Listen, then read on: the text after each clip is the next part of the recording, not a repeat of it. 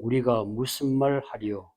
만일 하나님이 우리를 위하시면 누가 우리를 대적하리요? 자기 아들을 아끼지 아니하시고 우리 모든 사람을 위하여 내주신 이가 어찌 그 아들과 함께 모든 것을 우리에게 주시지 아니하겠느냐? 누가 능히 하나님께서 택하신 자들을 고발하리요? 의롭다 하신 이는 하나님이시니 누가 정죄하리요? 죽으실 뿐 아니라 다시 살아나신 이는 그리스도 예수시니 그는 하나님 우편에 계신 자요 우리를 위하여 간구하시는 자시니라. 누가 우리를 그리스도의 사랑에서 끊으리요? 환난이나 공고나 박해나 기근이나 적신이나 위험이나 칼이랴. 기록된 바 우리가 종일 주를 위하여 죽임을 당하게 되며 도살당할 양같이 여김을 받았나이다 함과 같으니라. 그러나 이 모든 일에 우리를 사랑하시는 이로 말미암아 우리가 넉넉히 이기느니라. 내가 확신하노니 사망이나 생명이나 천사들이나 관기자들이나 현재일이나 장래일이나 능력이나 함께 높음이나 깊음이나 다른 어떤 피조물이라도 우리를 우리 주 그리스도 예수 안에 있는 하나님의 사랑에서 끊을 수 없으리라.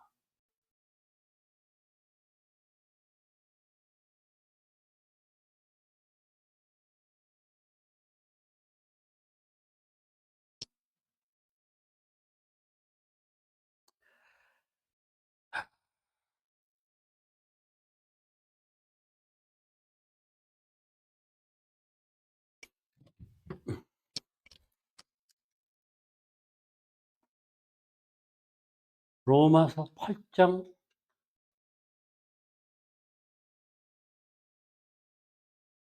마지막이네요.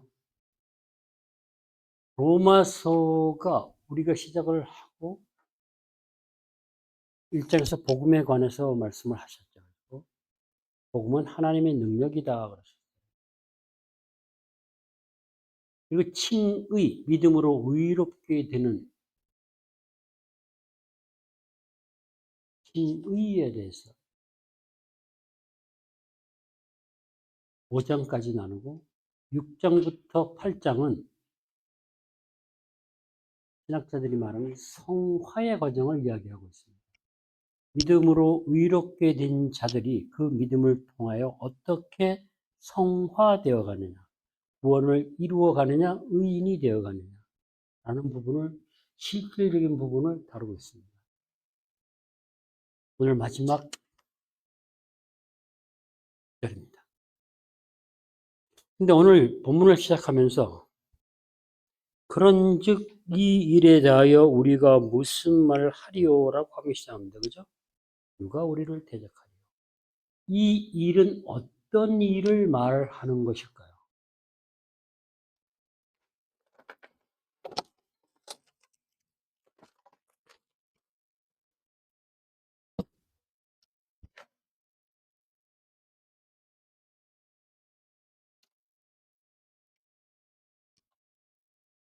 한마디로 하면 이 일은 6장에서 7, 8장까지 오는 과정에 성령의 소욕과 육체의 소욕이 다투는 영적 전쟁, 이 과정 속에서 성화를 이루어 왔으니까 전쟁을 얘기하는 거 아닌가요? 예.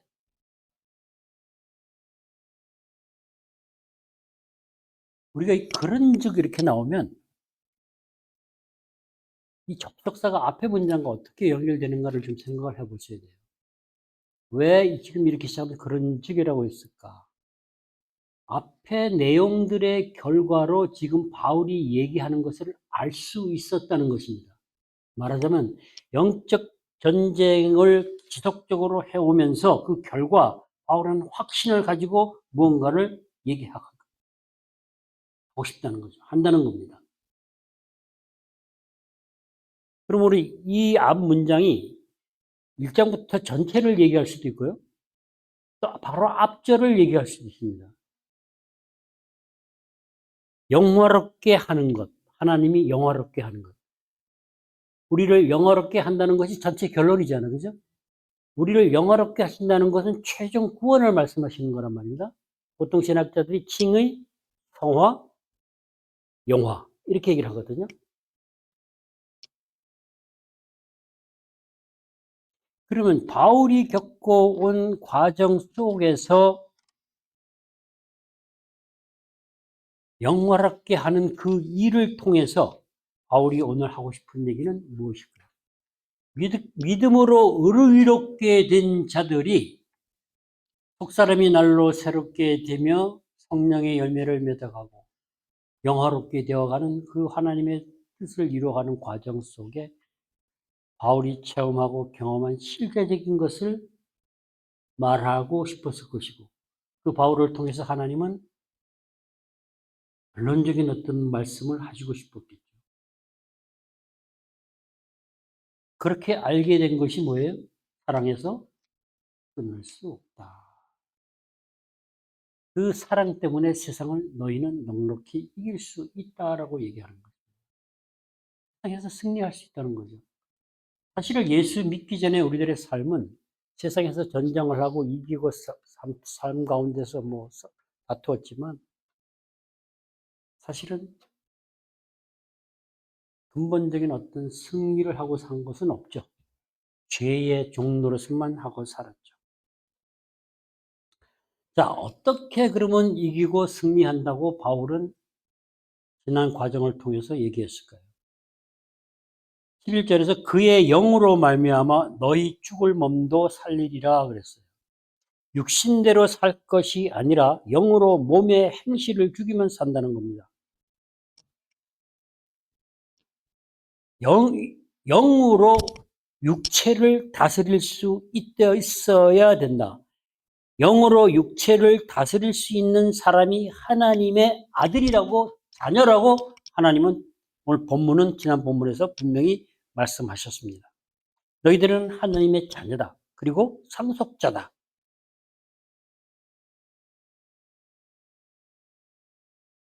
이 말이 듣기에 따라서는 상당히 아리송하고 확신을 갖기가 힘든 말이죠, 사실은. 그러나 우리가 믿음으로 하나님의 자녀가 되고 상속자가 된다 그러면 뭔가 확실하고 크고 좋은 것이 있을 것이라는 것은 분명해요. 그죠? 하나님의 아들이고 상속자인데. 바울도 그 얘기를 하고 싶은 겁니다. 하나님의 자녀와 아들을 통해서 아들에게 주시는 너무나 크고 좋은 것이 있다는 거죠.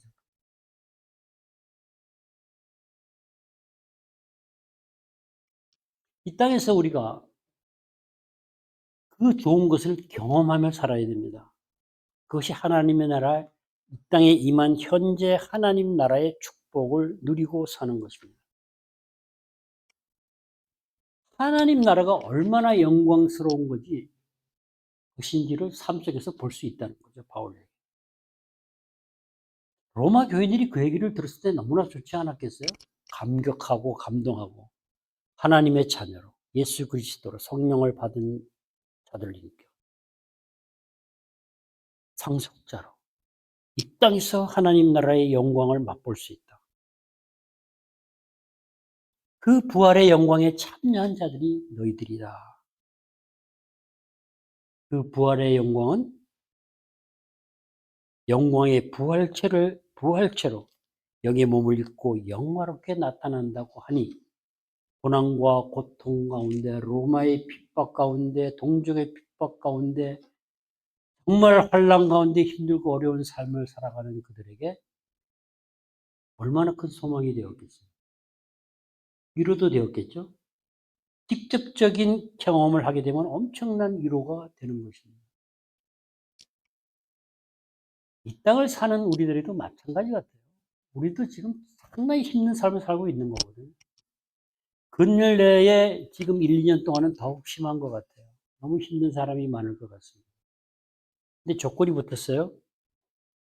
영으로 몸의 행실을 죽이는 자, 영으로 육체의 욕망을 죽이는 자, 이렇게 됩니다. 상속자, 하나님의 자녀는 누굽니까? 지나온 우리 로마서를 통해서 예수를 믿고 의롭다 칭함을 받은 자들이 예수 그리스도와 가서 연합해야 된다 그랬잖아요. 연합입니다. 이게 영적인 엄청난 비밀이에요. 하나님의 아들 예수 그리스도와 보이자니 그게 연합이 된다는 겁니다. 하나가 된다는 거예요. 그래서 그리스도 안에 산다는 거예요. 예수가 내 안에 산다는 겁니다. 그래서 예수 그리스도가 하나님을 그 믿는 믿음이 내 믿음이 돼서 예수님처럼 나도 하나님을 믿고 살아갈 수 있도록. 정말 엄청난 겁니다. 엄청난 영적 비밀인 것입니다. 그 믿음이 세상을 이긴다고 하는 겁니다.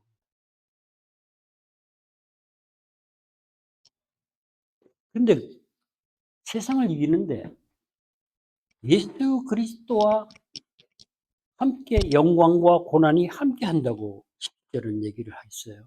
영광을 받기 위하여 고난도 함께 받아야 할 것이라.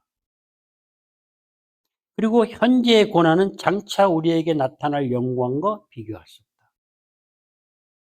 아들의 형상을 본받게 한다.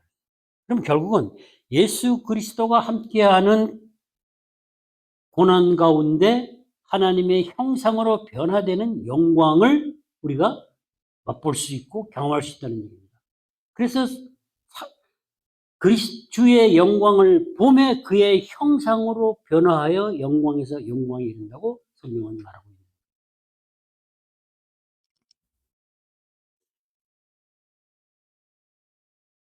바울이 공고한 날에 형통한다 그러고 7장을 마지막 절에서 얘기를 했어요. 그리고 감사한다고 했습니다.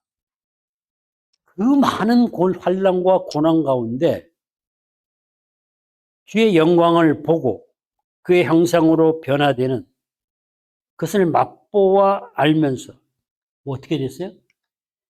바울이 살던 죄 가운데서 완전히 벗어났기 때문에 감사할 수 있는 겁니다. 죄 가운데서 벗어나지 못하고 여전히 죄 가운데 있다면 우리는 사망과 지옥 같은 저주 가운데 지옥 같은 삶을 살 수밖에 없는 겁니다. 육체가 죄된 본성이 나를 지배하는 것, 말하자면 죄를 짓게 하려고 하는 내 경향이 계속 나가는데 내가 예수를 믿고 성령이 내 안에 오셔서 그것을 못하게 하니까 성령의 소욕과 육체의 소욕이 지속적으로 내 안에서는 갈등하고 싸운다는 얘기예요. 근데 예수를 믿기 전에는 싸울 필요가 없잖아, 그죠? 양심이 있지만 이 양심은 너무 밑바닥에 있으니까 죄된 본성이 활기를 치고 육체를 조종하고 가는 거거든요. 그러니까 죄에서 벗어날 수가 없어요. 계속 싸우는 거죠. 우리가 중독을 예를 보면 딱 맞아요. 마약이든 술이든 섹스든 권력이든 돈이든 거기에 딱 빠지면 그 돈을 얻기 위해서 수단과 방법을 알지 않잖아요. 알코올 중독자들이 술을 끊는다고 하면서 못 끊잖아요. 계속 싸우는 거죠. 그러니까 죄와 성령은 싸운다는 거죠. 죄의 소욕, 죄된 본성과 두 가지가 안에서 계속 싸운다는 겁니다. 그래서 전쟁터라는 거죠. 사실 우리가 이렇게 표현은 좀 과한 것 같지만 사실 과한 게 아니에요. 그래서 중독에서 벗어나지 못하는 겁니다. 그러다 보면 육체의 소욕을 따라 산다, 욕심과 욕망을 따라서 탐심을 따라 살다 보면 죄를 질 수밖에 없는 거예요. 그게 인간 세상입니다. 근데 다행히 바울은 거기서 벗어날 수 있어서 감사했고, 그것은 우리가 성령을 받았기 때문에 영의 인도하심을 받아 사는 하나님의 자녀고 상속자이기 때문에.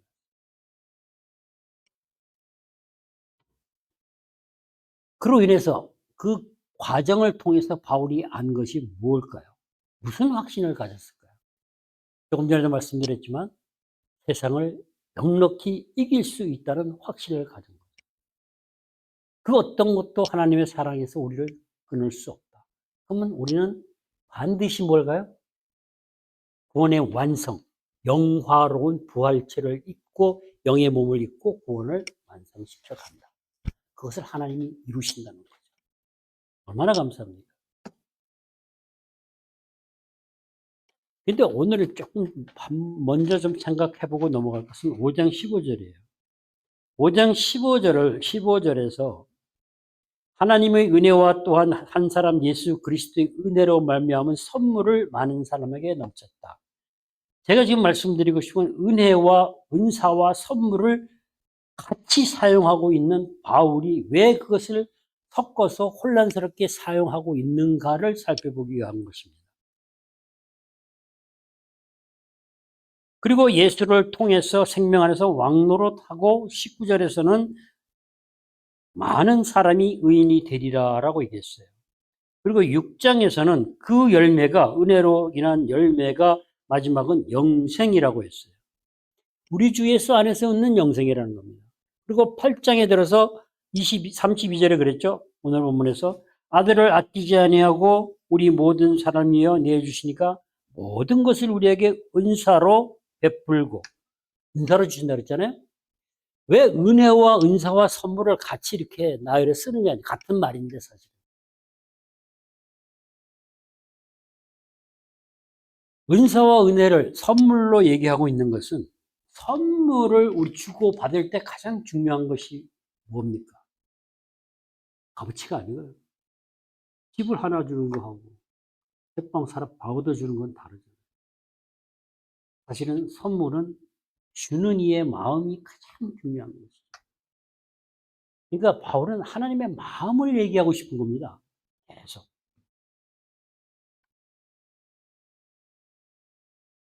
그래서 하나님의 은혜, 하나님의 선물, 하나님의 은사 이렇게 씁니다. 그 모든 것이 값없이 거저주고 용서하고 용납하고 이러는 것들이잖아요.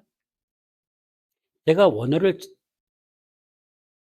가지고 말씀을 드리면 조금 더 분명한 것을 이해할 수 있는데 그러면 이제 좀 너무 많이 힘들 것 같아서 나중에 혹시 궁금하시면 질문하시면 됩니다. 나중에. 그래서 물어보고 조금 더 분명하게 확인하시면 돼요. 하나님이 우리를 위한다고 31절에 시작하면서 그럽니다. 우리가 무슨 말을 하리요? 하나님이 우리를 위하시면 누가 대적하리요? 하나님은 누구십니까? 창조주시잖아요. 그죠? 지난주에 섭리라는 말씀을 드렸어요. 하나님이 하시는 일을 섭리라고 했습니다. 자, 은사로 주신다는 그러는데 그리스도 안에서 그랬어요. 그리스도 안에서 주시는 거예요. 예수 없이 주는 게 아니에요. 예수 안에서 주신다는 얘기는 그 은사, 은혜, 선물이 예수 안에서 우리한테 주어지신다는 것은 예수 그리스도와 우리가 연합을 할 때 하나님의 마음을 알 수 있다는 겁니다.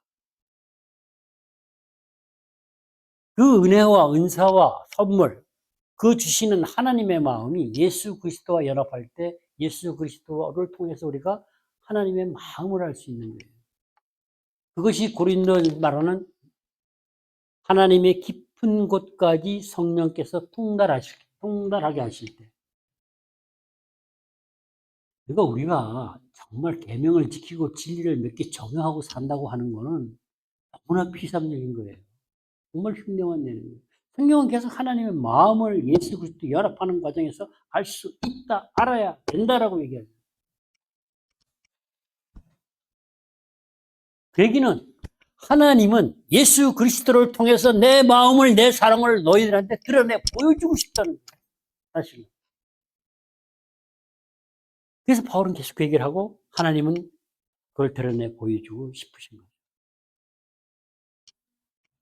여기서 선물을, 은혜를 선물로 은사로 준다고 할 때에 이 헬라어의 미래직설법은 그냥 선물로 주다 그러면 실감이 안 나지만 언어를 가지고 보면은 실감이 나는 게 뭐냐면 이 직설법, 미래직설법이라는 걸 사용하는 것은 이 일이 반드시 이루어질 것이라는 사실을 말해주는 겁니다. 그래서 헬라 문법이 너무 중요해요. 그것을 영어나 한글로도 잘 표현해 주면 우리가 이것은 하나님의 신실하심으로 반드시 이루는 것이다. 아니면 우리가 해야 되는 것이다. 이런 것들을 구별할 수 있는 거죠. 너무나 강조를 심하게 해서 수사 의문문까지 반복하고 질문하고 반복하는 거예요. 맞죠? 정말 맞죠? 이렇게 묻는 거예요. 그러니까 정반대는 생각할 수도 없다는 겁니다. 그래서 이 마음은 예수 그리스도 안에 있는 그 마음을 우리가 알 수 있고 넉넉히 이길 수 있는 것은 이 경험을 해본 사람은 반드시 알 수 있다고 주석가들은 얘기를 합니다. 거부할 수 없다는 겁니다. 반박 못 한다는 거예요. 아, 맞구나. 그렇게 할 수밖에 없다는 거예요. 하나님의 마음을 우리는 알아야 됩니다. 성령은 우리에게 알게 하십니다. 의롭다고 하시고 우리를 영화롭게 하시는 하나님, 그 하나님의 마음은 정말 무엇일까요? 하나님의 마음을 요즘 우리 장로님께서 계속적으로 이렇게 알게 하시고 다가와서 말씀하시는 그 마음이 진짜 뭘까요? 하나님의 속마음은 뭘까요? 왜 그렇게 나를 자꾸 눈물을 흘리고 울게 할까요? 눈물 나게 할까요? 자, 부모님들이 요즘은 말들이 좀 많죠. 재산을 일찍 양도해주고 외면당하는 분들이 부모들 때문에 가끔 유튜브에 올라오는 걸 보는데 정말 그 불행한 일이거든요. 그러나 보통의 대부분의 부모들은 자신이 가지고 있는 모든 것을 자식에게 주고 싶어 하고 실제 줍니다. 설사 본인이 홈리스가 돼서 길바닥에 나 앉을지언정 준다 이런 얘기죠. 그 마음이 뭐냐는 얘기예요.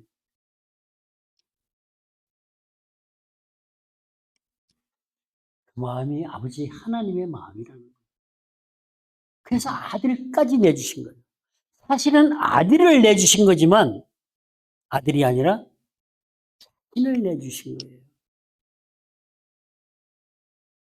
전능자시니까 그렇지 우리 인간이 나를 내주고 나면 나는 없잖아요. 그게 하나님의 마음이다라는 거예요. 그렇게 너희를 영화롭게 살게 하기를 원하는 거예요. 왜? 부모가 자식한테 이렇게 다 줄 때 지옥같이 살라고 주는 거 아니잖아요. 건강하게 행복하게 즐겁게 살라고 주는 거 아니에요? 가장 이 땅에서 영광스럽고 영화롭게 살려고 줬는데 너는 그렇게 하지 못하잖아요. 하나님이 주신 그 은사, 은혜, 그 선물은 우리를 가장 영광스럽고 영화롭게 살게 하기 위해서 주시는 거예요. 그 마음을 계속 넣어주시는 거예요. 그런데 그 하나님이 그 마음을 바꿀 피조물이 있어요? 누가 바꿔요? 그때 넣어주시는 그 마음이 사랑이라는 겁니다. 무조건적인 사랑. 아, 나부터 생각하는 게 아니라 내 자녀를 먼저 생각하는 부모의 사랑. 그게 하나님의 사랑이라는 거죠. 하나님의 그 사랑하는 마음, 하나님의 그 자체를 우리한테 주신다는 겁니다. 근데 그것이 아들과 함께 주어진다는 거예요. 사실은 아들을 믿는 우리한테 자연스럽게 주어지는 거예요. 그러면서 아들을 믿는 우리에게 우리를 영광스럽게 영화롭게 만들어가는 모든 것들을 제공해 주신다고 바울은 얘기하고 있는 겁니다. 왜냐고요? 하나님은 사랑이시다. 요한일서에서 분명히 말씀합니다. 하나님은 사랑이시다.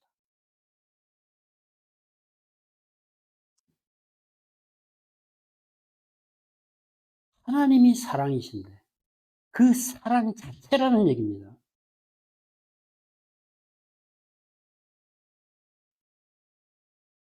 그 사랑이 예수 그리스도 안에서 우리 안에 함께 하는데 누가 송사를 하고 누가 심판을 하고 누가 참전을 하고 누가 대적을 할 수 있다는 얘기입니다. 그냥 단순히 사랑이 있는 게 아니에요. 하나님의 사랑이 인격을 입고 이 땅에 오신 게 예수 그리스도. 예수 그리스도 안에 하나님이 자신이 그대로 오셔서 우리 안에 함께 계십니다. 그 사랑은 하나님이에요. 그러니까 우리가 하나님의 사랑을 경험한다는 것은 그냥 단순하게 얘기하는 게 아니에요. 하나님의 사랑을 경험하고 그 사랑의 음성을 듣는다는 것은 하나님과 교통이 된다는 얘기입니다. 교제가 된다는 얘기입니다. 그러면서 예수와 하나를 만들어 가는 거예요. 그래야 우리가 하나님의 형상으로 변화된다는 거예요. 아들이 아비를 닮아갈 수 있는 거예요. 그러니까 그거를 우리는 알고 따라가고 순종하고 있으니 얼마나 감사합니까? 그게 뭔지도 모르고 살아가는 게 대부분. 그게 뭔지를 모르기 때문에 세상에서 죄악 가운데서 사망과 저주 가운데서 지옥같이 나는 없이 사탄 마귀를 따라서 세상 사람들을 인정과 대접과 여러 가지 받으려고 살아가는 거죠. 나는 없는 겁니다. 왜? 우린 분명히 내가 있어야 되는데. 그러므로 사탄의 아니면 마귀의 어떤 고소, 고발도 없다는 얘기입니다. 이거 우리 당당해야 돼요. 그 전부 거짓말이에요. 속는 거예요. 사탄 마귀가 쓰는 게 두려움과 사망을 가지고 우리를 조정하는 거거든요. 너는 죽을 것이라고. 이렇게 하면 안 된다고. 그래서 죄를 짓게 만드는 거예요. 하나님의 사랑은 하나님이 우리 안에서 그 사랑이 그냥 이렇게 왜 우리가 세상을 살면서 사랑, 타령 많이 하잖아요. 잠깐 사랑하다 끝나고 헤어지고 말. 하나님의 사랑은 우리 안에 들어와서 익어가면서 열매 맺어서 우리의 성품화되어 가기 때문에 그러면서 하나님처럼 만들어 가기 때문에 하나님의 형상으로 회복시켜 가기 때문에 어떻게 끊어요? 방법이 없죠. 그 하나님의 사랑이 우리를 날로 새롭게 하나님의 형상으로 변화시켜 간다. 그래서 하나님께로 요한일서 5장 4절에서 이렇게 말씀하십니다. 무릇 하나님께로부터 난 자마다 세상을 이깁니다. 세상을 이기는 승리는 이것이니 우리의 믿음이니라. 믿음이 세상을 이긴다고 합니다. 믿음이 세상을 어떻게 이길까요? 오늘 찬송가를 이게 재밌어요. 한번 보세요. 오늘 357장을 한번 보세요. 357장 오늘 우리가 한 찬송을 보면은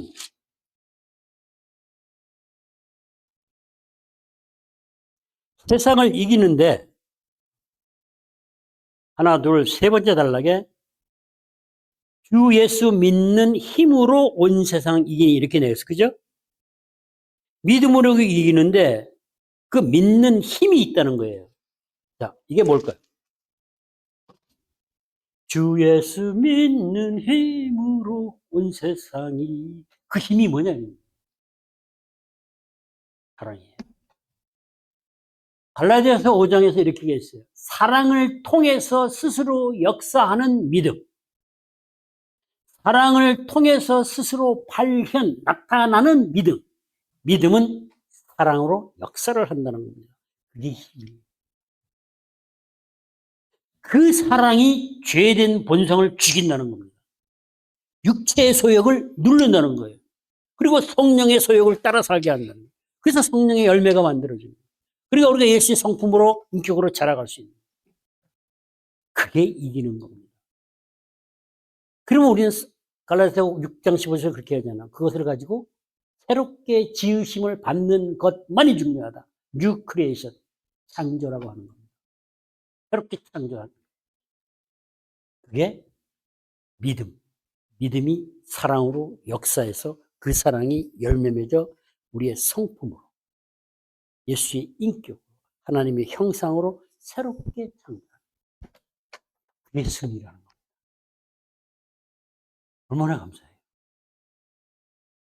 그 성령이, 그 사랑이 죄로 타락한 죄의 본성, 음란, 부정, 사욕, 악한 정욕, 탐심, 이 더러운 것들을 죽여버린다. 완전한 승리. 이 승리를 누가 했어요? 예수 그리스도가 이미 했어요. 그리고 예수를 믿는 우리는 연합을 통해서 그게 당연히 죽어 없어져야 되는 거예요. 그게 하나님의 자녀예요. 그리고 성령을 따라 살 수 있다는 거예요. 근데 우리가 예수를 믿고 살면서 매일 죄 가운데서 육체의 소욕을 따라서 돈만 바라보고 욕심만 내고 거짓말만 하고 이렇게 살아간다는 거예요. 아니잖아요. 타락한 죄된 본성이 죽으면 우리의 행실이 없어져요. 그런 행실이. 그것으로 만들어 놓은 거짓말, 분노, 교만 이런 것들이 사라진다는 거예요. 비슷한 것까지 다 사라진다는 거예요. 그것이 육체의 소욕을 죽이고 영이 육체의 속으로 만드는 행실을 죽인다는 겁니다. 이게 하나님의 자녀들이 살아가는 거예요. 하는 방법이에요. 그렇게 산다는 겁니다.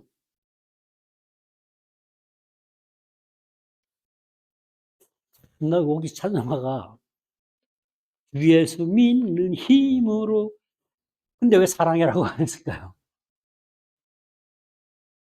많은 주석이나 설교들이나 내용들은 그 얘기를 잘 못합니다.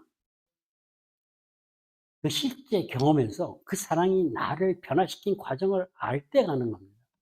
그래서 사랑을 자꾸 체험하라고 하는 거죠. 내가 알지도 못할 때 하나님은 나와서 다가와서 나에게 그 사랑을 넣어주는데 그 사랑이 뭔지 잘 모르지만 내가 자꾸 눈물이 나고 자꾸 가슴이 뛰고 자꾸 울어요. 그 사랑 때문에 그렇습니다.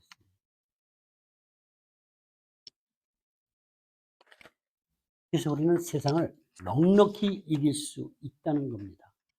세상이 유행가를 하면 유행가의 전부가 뭐예요? 대부분이 사랑이에요. 근데 참 좋은 노래들이 많아요. 제가 오늘 아침에 새벽에 좀 듣다가 트로트를 좀 듣는데 이게 뭐라 그러나요?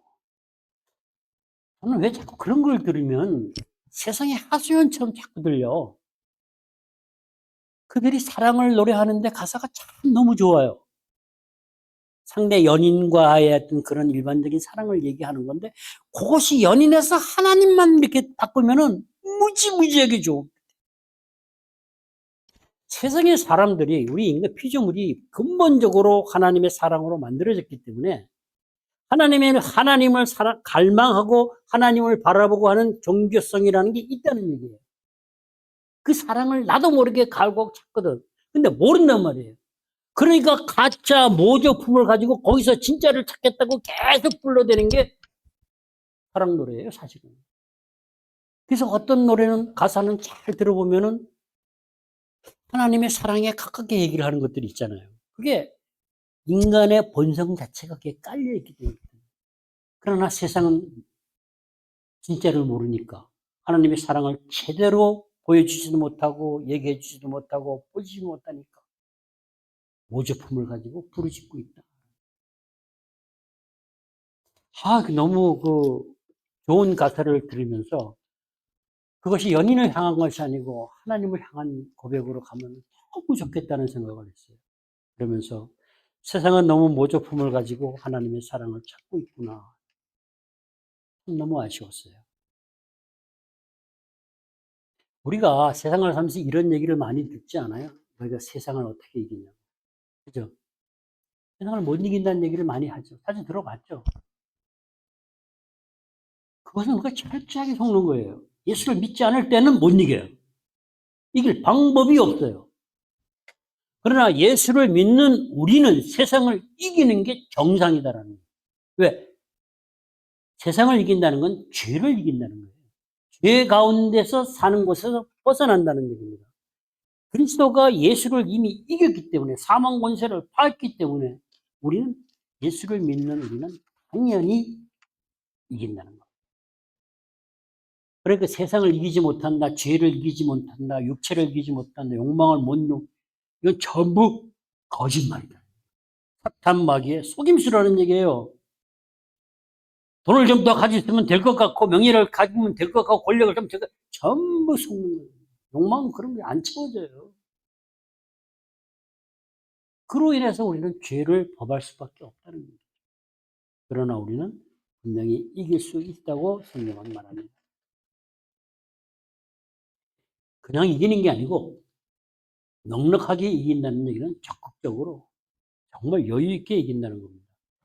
근데 그냥 이기면 안 돼요. 그죠? 이기긴 이기는데 내가 비트서기가 되면 안 되잖아요. 이기는데 나는 더 아름다워지면서 이겨야 돼요. 이 땅에서 우리가 아까도 찬양 잠깐 나왔는데 가장 아름다운 게 누구예요? 예수 그리스도. 전쟁을 해서 싸움을 세상을 이기면 우리 속에 그 아름다운 예수는 소중히 지키고 그 요소는 살아나서 반짝반짝 빛나야 된다는 거예요. 너무 재밌지 않아요? 전쟁을 하는데 피가 나는 게 아니고. 바울이 그랬던 거죠. 그 수많은 환난과 고난과 고통 가운데, 핍박 가운데 육체의 소욕과 성령을 따라가는 하나님의 법을 따라가기 위해서 싸우는 그 과정 속에서 바울한테 계속 살아난 건 뭐예요? 예수 그리스도. 예수 그리스도 안에서 살아난 건 하나님의 사랑, 하나님의 능력. 이렇게 되는 겁니다. 그래서 바울이 하나님의 은총을 받은 자, 하나님의 사랑을 아는 자, 내가 너를 축복한다. 그런 말을 하십니다.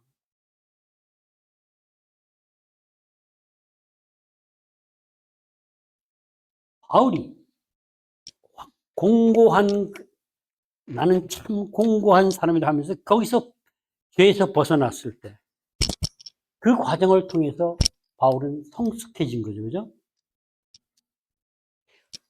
다윗도 사울이 그렇게 죽이려고 10년을 쫓아다녔는데 그 과정 속에서 어떻게 됐어요? 성숙해졌습니다. 그렇게 우리는 고난 가운데 죄를 이기면서 성숙해져야 된다. 그게 믿음의 승리라는 거예요. 예수 그리스도가 아름답게 우리한테서 드러나야 된다. 그 예수 그리스도는 그 안에서 하나님의 사랑이 역사에서 하나님이 드러난다는 얘기예요. 정말 이건 가슴 찌는 말이에요, 사실은. 어떻게 우리 같은 인간이 말이 됩니까? 근데 그게 실제라는 얘기죠. 우리가 이길 수 있는 것은 주 예수를 믿는 힘으로 이긴다 이렇게 힘, 믿음의 힘, 그 사랑이 일으킨 역사가 힘이라는 거예요. 모든 역사는 하나님의 사랑 때문에 일어나는 겁니다. 그래서 우리는 그 하나님의 사랑을 적극적으로 경험해야 됩니다.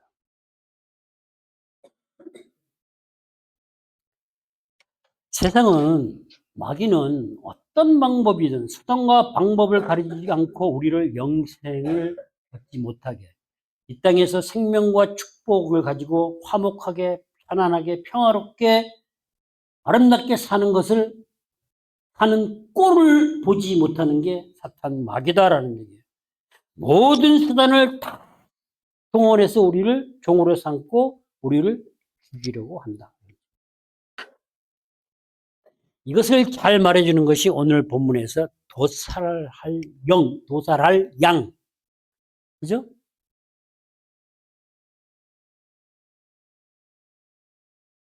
죽임을 당하게 되면 도살할 양같이 여김을 받았다라는 얘기입니다. 이거는 도살할 양은 죽기 직전의 양입니다. 그렇게 사람들의 영혼을 죽이려고 한다는 거죠. 바울이 공고한 삶을 살았던 것은 사실은 율법과 죄 때문이었어요.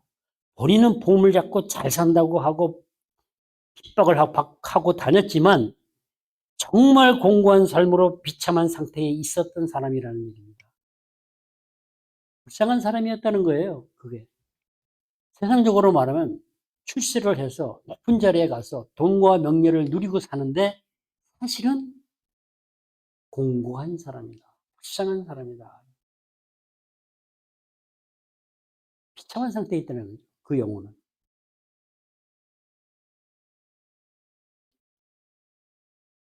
그러니 그 가운데서, 죄 가운데서, 비참한 가운데서 알지도 못하고 그렇게 행하던 벗어날 수 있었으니 바울이 얼마나 감사했겠어요. 그러니까 공고한 날에 감사할 때는 그 말은 정말 실감나는 말이에요.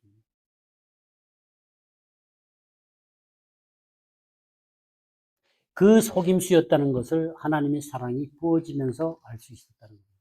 깨달았다는 겁니다. 하나님은 하나님의 마음을, 그 사랑을 우리한테 모두 주셨다는 얘기가 자신을 주셨습니다. 우리가 이길 수 있는 건 혼자가 아니에요. 혼자 가면 못해요. 하나님이 하시니까 우리가 이기는 거예요. 우리가 마귀를 어떻게 이겨요? 못 이겨요. 그래서 우리 기도하는 거 아니에요? 하나님이 함께 하시기 때문에 우리는 이길 수 있는 겁니다. 하나님이 직접 하신다는 거예요. 그러면서 우리를 하나님을 사랑하는 자로 만들어 가시고 영화롭게 하신다는 거예요. 그것을 끊을 피조물은 어디에도 없습니다. 지난주에 영의 새로운 것으로 섬긴다고 했어요. 하나님의 자녀 상속자들이 영의 새로운 것으로 섬긴다고 하는 것은 우리 속사람을 정말 새롭게 해서 본질적으로 바꿔서 하나님의 형상을 닮아가게 해서 성령을 따라 사는 것을 말합니다. 그것은 창조시 본성을 회복하는 겁니다. 그것이 가장 소중한 것이에요. 하나님의 형상으로 회복되는 것, 예수 그리스도가 나타나는 것이 가장 소중한 거, 아름다운 것이라는 겁니다. 그래서 가서 연합하라고 하시는 겁니다.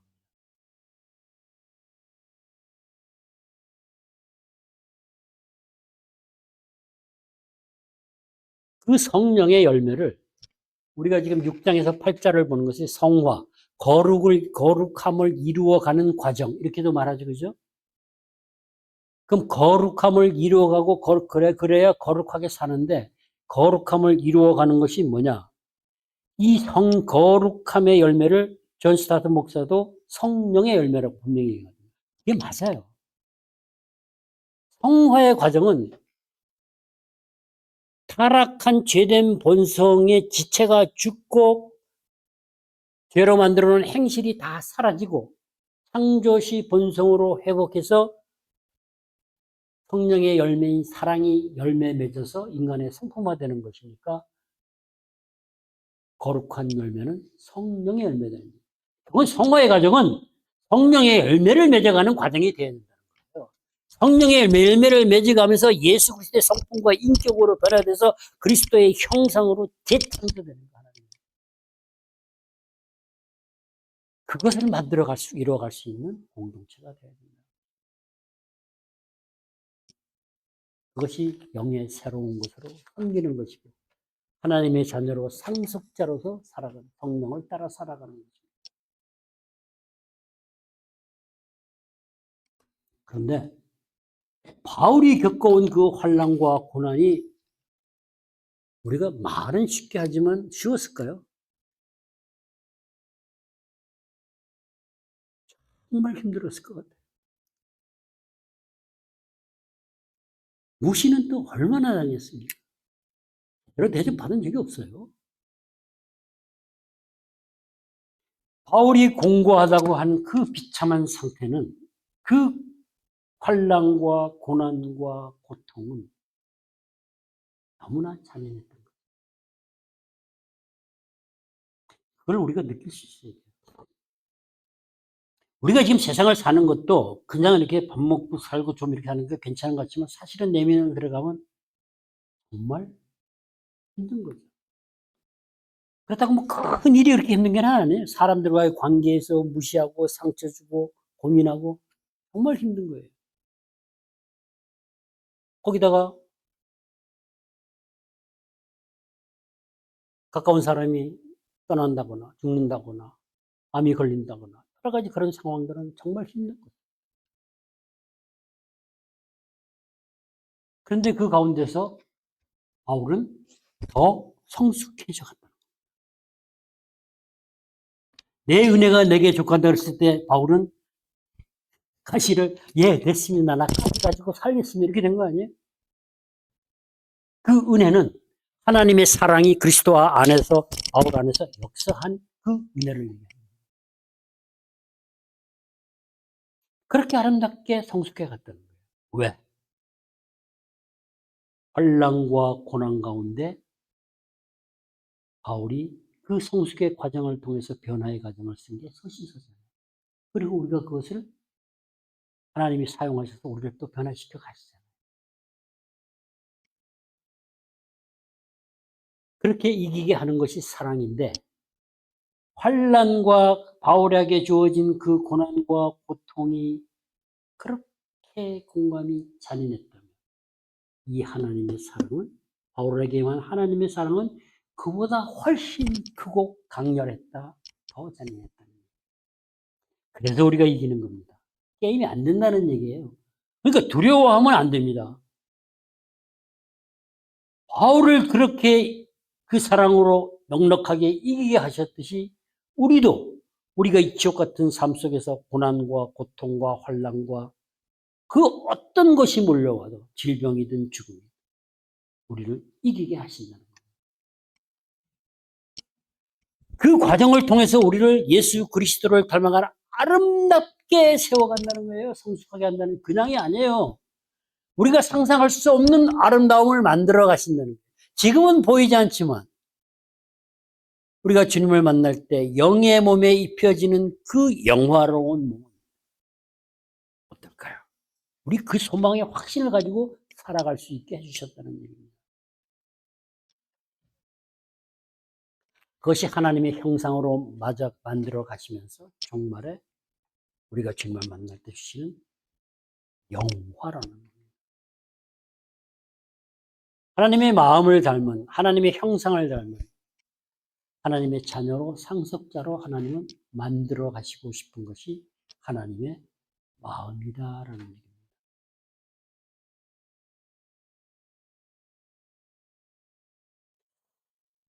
이 하나님의 마음은 아무도 끊을 수가 없죠.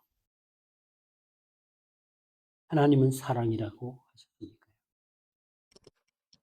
황무지에도 사막에도 꽃이 피죠. 사막에 꽃이 핀답니다. 그런 게 있대요. 비가 내리면 피어나. 제가 새벽에 그 생각이 떠올랐어요. 사막에 길을 내시고, 광야에 길을 내시고, 강을 만드시는 것도 사랑이다. 사막에 비가 내리면 꽃이 피어요. 그죠? 광야에 길을 내고 사막에 강을 내는 것도 사랑이다. 왜? 왜? 로마서 5장 5절에서 성령께서 우리 심령에 하나님의 사랑을 부은 바 됩니다. 그것을 마틴 로이드 준서는 뭐라고 얘기했냐면요. 이 부어지는 거를 한여름에 소나기 부어지는 거라고 얘기했어요. 살살살 이렇게 부어지는 게 아니고 그렇게 그 사랑이 쏟아 부어진다는 겁니다. 그 사랑이 쏟아 부어질 때 하나님은 그 사랑을 우리한테 넣어주고 인치시 그 사랑이 부어지면서 너는 내 것이다를 확실하게 알게 하신다는 겁니다. 사랑 비가 내려지면 그죠? 사막에 광야에 길이 나고 사막에 강물이 만들어진다는 겁니다. 그래서 우리는 이길 수 있는 겁니다. 사랑비. 그 사랑비를 부른 가수가 있어요. 그 제목이 있어요. 재밌어요. 나중에 제가 한번 이 그 가사를 바꿔서 부르고 싶은 곡들이 좀 있어. 아주 우리 찬송가도 그런 거 있어요. 권주가 독일의 술집에서 부르는 유명한 노래를 찬송가로 가사를 붙여서 내용이 문제죠. 하나님이 사랑이시면 사랑은 뭡니까? 사랑은 하나님이라는 얘기입니다. 그래서 예수 안에 하나님의 사랑이 그것이 우리한테 가장 큰 축복이에요. 이게 축복이 아니에요. 하나님이 사랑을 지속적으로 우리한테 알게 하시는 것. 그리고 그 사랑이 익어가게 하시는 것. 그것은 예수 그리스도가 내 안에 계시다는 겁니다. 하나님이 함께 하시면 일하고 계신다는 거예요. 그보다 더 큰 축복이 어디 있습니까?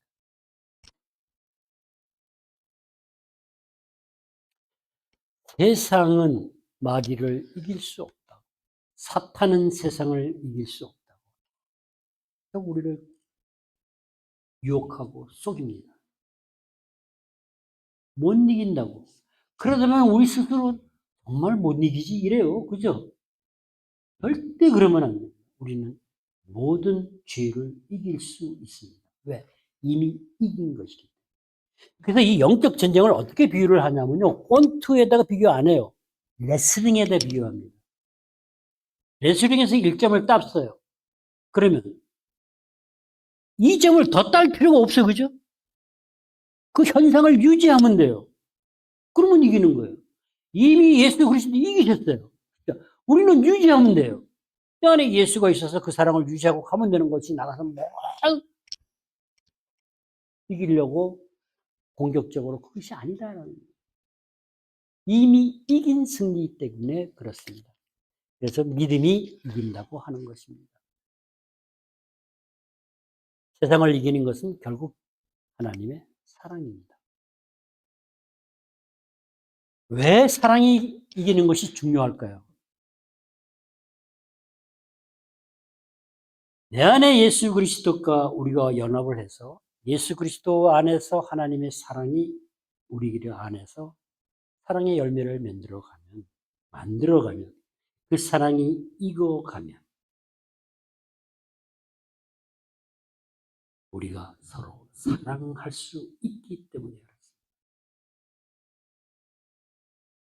그 사랑이 없으면 우리 하나님 사랑, 이웃 사랑, 그야말로 세상이 부르는 유행과 노래처럼 모조품임에 불과하다는 거죠.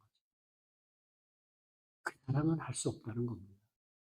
그 사랑은 하나님의 십자가의 무조건적인 그 사랑이 부어져서 그 사랑이 우리에게 능력이 돼서 그 믿음이 사랑을 통해서 역사할 때 그 사랑이 나타날 때 우리는 하나님을 사랑하고 이웃을 사랑할 수 있기 때문에 그렇습니다.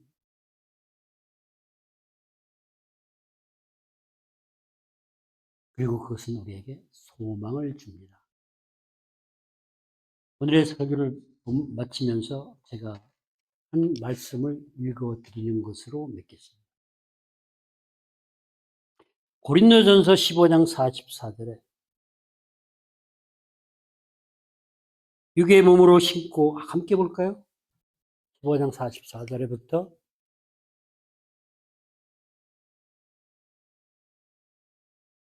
15장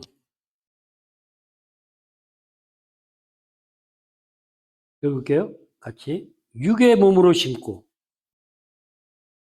15장 44절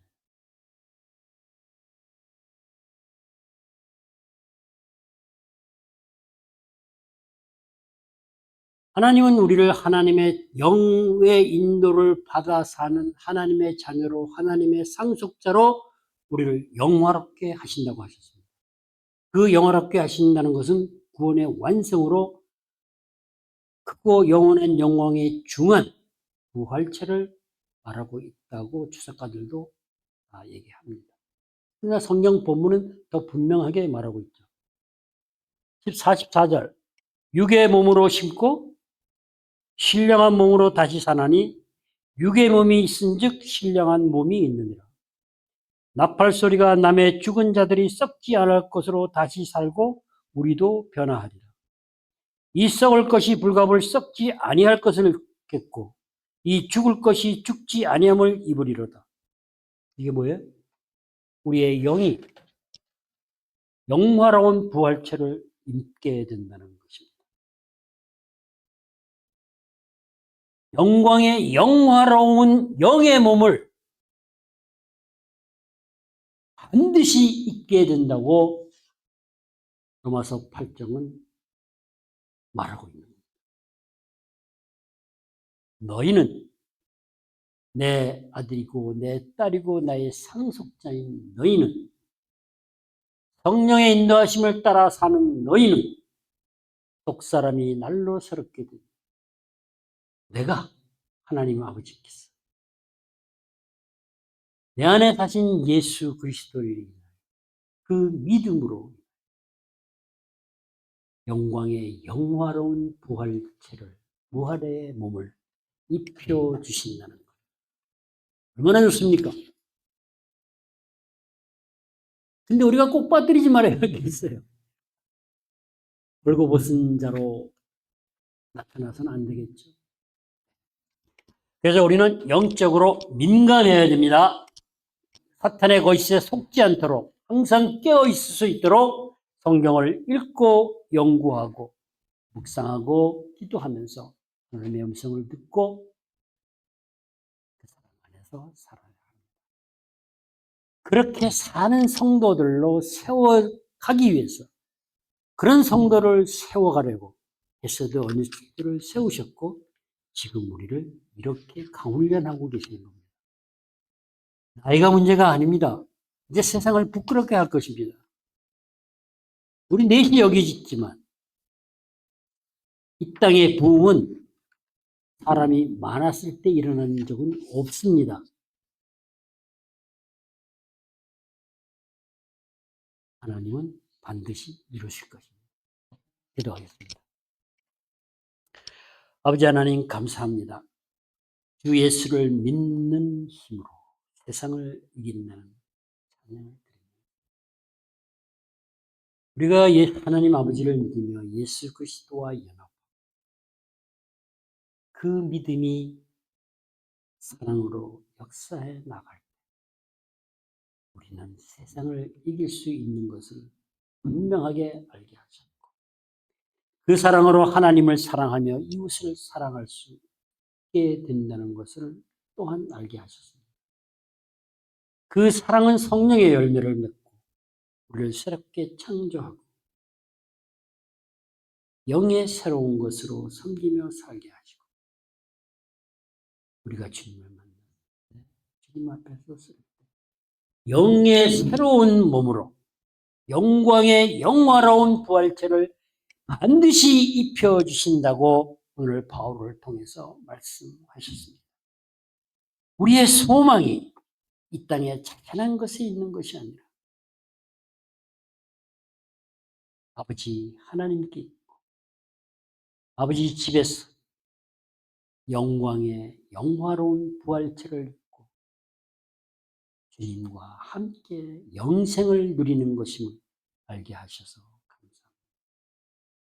그렇게 살아갈 수 있도록 그렇게 주님 앞에 갈 수 있도록 우리의 믿음을 지켜주시고 보호하시고 더욱 우리 믿음이 강건하게 하셔서 세상의 유혹에 사탄의 계율에 넘어가지 않고 주님만 바라보며 성령을 따라 사는 우리 모두가 될 수 있도록 늘 성령으로 충만하게 하여 주시옵소서. 아름답게 이루실 아버지 하나님을 우리 주 예수님을 바라보 감사하며 예수님의 이름으로 기도했습니다.